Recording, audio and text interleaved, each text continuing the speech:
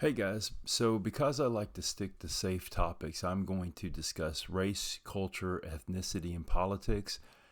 And even further, I'm going to discuss a culture and ethnicity that I do not belong to.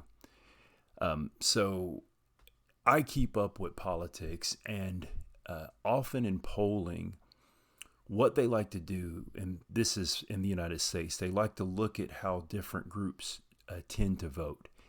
And the thing that's surprising for a lot of Americans, especially liberals, is the number of Hispanics who vote Republican.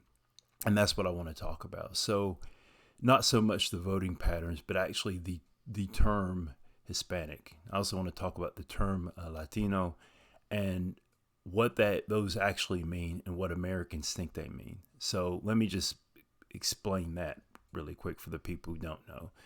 Hispanic just is basically a cultural reference.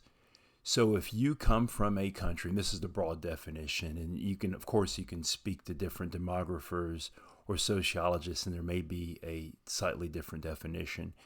The broadest definition is if you're from a country which at one point spoke Spanish or was greatly influenced by Spain.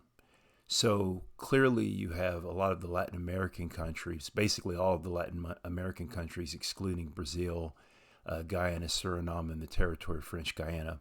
But you can also include Equatorial Guinea in Africa, which is a Spanish-speaking country, and arguably the Philippines, which were a Spanish colony until 1898, and still has small populations of people who still speak Spanish or speak a Creole of Spanish. So you can tighten that definition by just saying it's Spanish-speaking countries. So that's a cultural definition. What about Latino? So when Americans say Latino, it basically is referring to Latin America.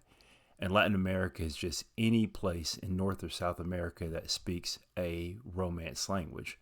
Because if it's a Romance language, it's a descendant of the Latin language. So not only does this include all of South America, with the exception of Suriname and Guyana that speak Dutch and in English respectively, but it would include Brazil, which speaks Portuguese. It would include both Haiti and the Dominican Republic, where they speak French Creole, and Spanish.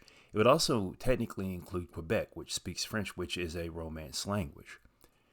So that's what being a Latino technically means. It means that you come from a country which speaks a Romance language, which is going to get to my final point. Now, the thing about this, when Americans say Hispanic and Latino, they often use this interchangeably. And to be honest, most Americans, when they hear Latino, they don't even, they think not only of it an ethnic group or cultural group. They're not thinking of those things. They're actually thinking of kind of a look. What's the word I'm looking for? Like a racial group. This, like they're expecting to see brown people who speak Spanish. And the reality of it is that if you say Latino, it includes every shade, every race, people darker than me, people who have Irish descent, of Japanese descent, Middle Eastern descent. And a lot of Americans don't realize this. A lot of Americans don't even realize that countries where they do think the groups look a particular way, that's not a representation of the entire population. For example, Afro-Mexicans. So, to me, well, let me get to this point.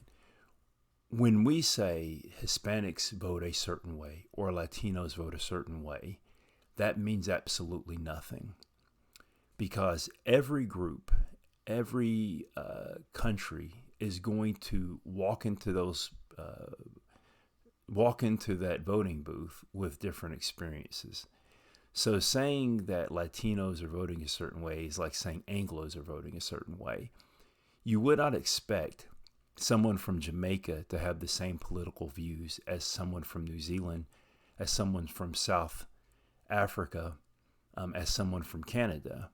The only thing that these groups have in common is that they come from countries where the official language or the dominant language is English. So if you have an individual who's from Venezuela and they come to this country from Venezuela and they perceive a politician as having leftist views, that's going to mean something very different to them than someone who, for example, may come from Peru or Chile, because there's a different background. And you see this in Florida with the Cuban population. But this is a thing that Americans have a hard time grabbing onto, because we only see, not all of us, but we only see race in this narrow range. And we can't really grasp the idea of ethnicity. And it's pretty apparent. Anyway, that's all. Thank you.